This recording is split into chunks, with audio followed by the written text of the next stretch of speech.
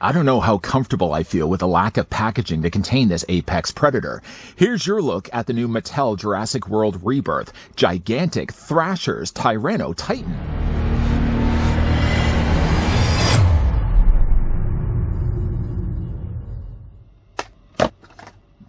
This gigantic Thrashers Tyrannotitan action figure inspired by Jurassic World Rebirth has two dramatic tail-activated attack motions.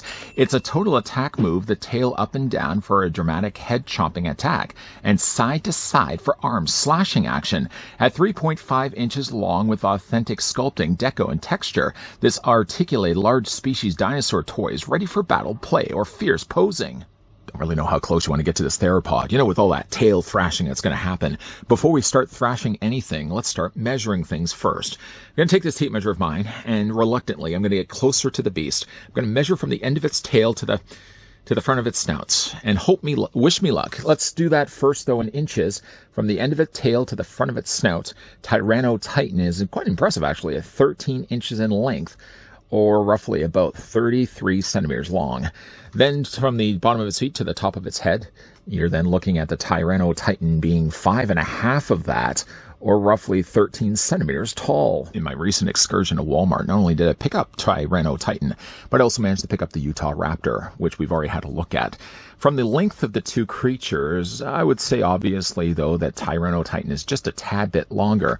When you have them, though, side by side, I would say they're probably similar size. I don't know if that is really correct. I feel like Tyrannotitan would be considerably bigger, though, than the Utah Raptor if we were to come across these things in real life. And believe me, I wouldn't want to come across these things in real life. Tyrannotitan, one of the notable things about this dinosaur was it had abnormally small arms.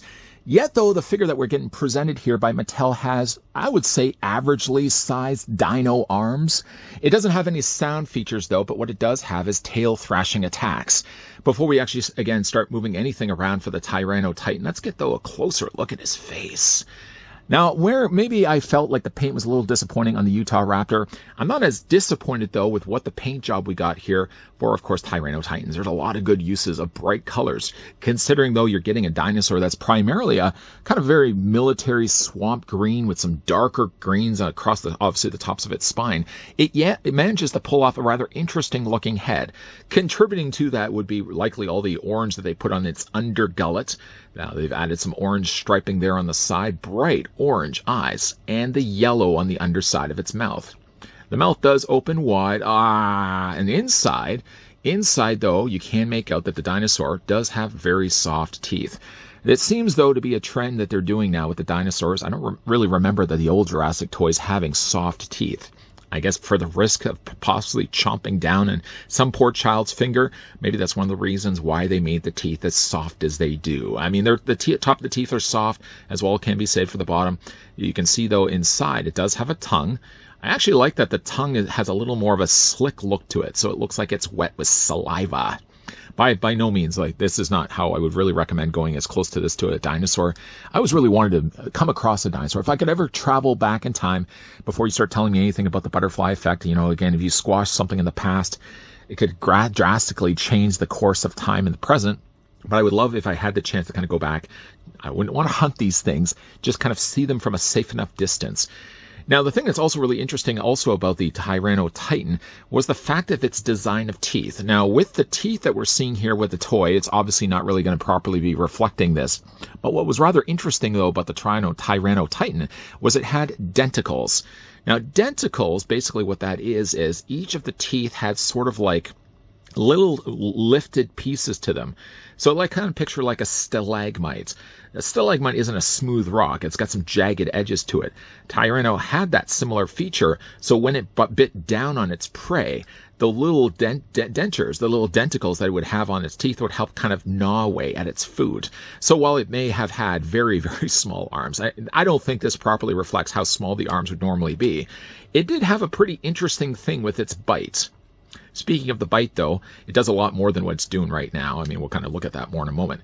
There's not really much, though, in the way of posability on this. I mean, other than really, I would say, just the legs. The legs are about the only thing you can do, and then you can also turn the feet around. Most of it really is relying on its gimmick. One thing I had noticed, though, is that the arms are very loose. They have to be loose, too, because the arms will move on their own. Speaking, though, of which, you can see that they haven't gone in there and once again painted the nails. Maybe they're a little bit darker than the rest of the skin. Maybe they've done a little bit better of a job, but I still really feel like they need to make the nails darker on these dinosaurs, just because there's so much really plastic that goes into making these. I will say, though, like the darker green that they've used for the top of this, all along with the spikes it has on its scales. Again, you got the pattern work that goes all the way down to the bottom of the tail. And I really like also the way they've sculpted a tail, too. It's not just a regular smooth, slick tail. It's sort of got these birds on the ends of it. You would imagine this thing would probably be lashing that thing around as well. But to lash anything, though, what we're going to be doing, though, is we're going to take the tail. And when you do it, it actually works in two ways. Now, there's not going to be any sound effects. That was for the Utah Raptor. What you're going to get, though, instead is the gigantic thrashing effect. What it does, though, is there's a hinge right here for the tail, so you're just basically going to bring the tail up and down. When you do that, though, you can see it snaps. I think that's really cool. I mean, where we've progressed when it comes to dino toys. As a kid, I would have never had toys like this. So it's really fun. Now, again, like there's not really a whole lot you can do with the rest of the figure's body, but that it does do this with the mouth and the tail. I think that's pretty cool. Where the arms, though, come into effect is that if you take the tail and instead of moving up and down this way, windshield wiper that baby back and forth. When you do that, now all of a sudden you've got the arms moving back and forth as well. If you combine those two things, if I properly get my arms out of the way, if you combine those two things, though, you can see how it not only snaps its mouth, but also moves its arms as well. I don't feel like it necessarily needed to have audio clips. I always really thought it was cool that Mattel would kind of do two distinct versions of their dinosaurs. So if you did really want the audio clips, you can always go the route of more of the Utah Raptor. This has more of the fun play feature, I find, by just having a feature like where you'd be able to move the tail around. You don't have to worry about obnoxious sounds, bothering yourself, bothering your parents. This is just a fun little dinosaur. I say not little, I mean like the Tyrannotitan was an apex predator for its time. Yeah, it's not an overly expensive dinosaur either. I mean, I think when I got this at Walmart, I probably paid, I would like to maybe say like $20. Maybe it was a little bit more than the Utah Raptor, or maybe they worked out to be about the same price. I kind of wanted, at least when it came to these dinosaurs and the new upcoming Jurassic World Rebirth, I kind of wanted to start a little smaller, work my way up progressively, getting to the larger, bigger beasts like Spinosaurus. But I think like there's certainly something to be said about the smaller dinosaurs, where they maybe don't have the mass. They also don't have the higher price point either. Getting these things for less than $30 a piece, yes, they do have individual features that are very distinct from one another. But at least from a standpoint of buying these, you're not paying a whole lot to pick them up. $30 for a dinosaur that moves its tail and snaps and lashes its face, I think is fantastic. I think that's fun. I think that's one of the reasons why Jurassic World toys have always been popular with kids and adult collectors as well. Tyrannotitans were one of the largest and most powerful theropods in the Cretaceous period. But does that mean, though, the Tyrannotitan will in fact make an appearance in the Jurassic World Rebirth film? Hollywood tends to glorify their carnivores, not giving nearly enough love for the herbivores. The herbivores usually are just the things that are being attacked. With a thing being an apex predator like this, I would be safe to assume that we're going to be seeing at least some screen time for one of the more dangerous and yet one of the smallest armed dinosaurs, again, of the Cretaceous period. Now, if you guys are interested and would like to get the gigantic Thrashers Tyrannotitan for yourself, it is available right now in stores or online. I noticed that Walmart not only is stocking these well in stores in Canada, but also, too, you can go to walmart.ca. I say .ca because I'm a Canadian collector, or you can, I'm sure, go walmart.com. And they seem to be stocking quite a lot of dinosaurs on there as well. That also seems to be a good place, too, to get an idea of upcoming releases. They're going to be doing a monstrous-sized Tyrannosaurus. Definitely looking forward to get my hands on that one when eventually gets released. What do you guys think of Tyrannotitan? Let me know down below in the comment section. Do you also feel like this dinosaur will in fact make an appearance? It probably won't just be a cameo dinosaur that you're just going to see in the background.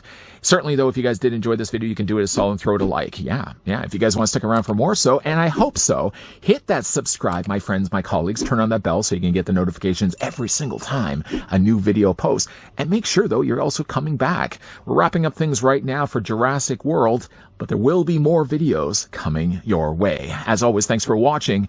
See you guys next time.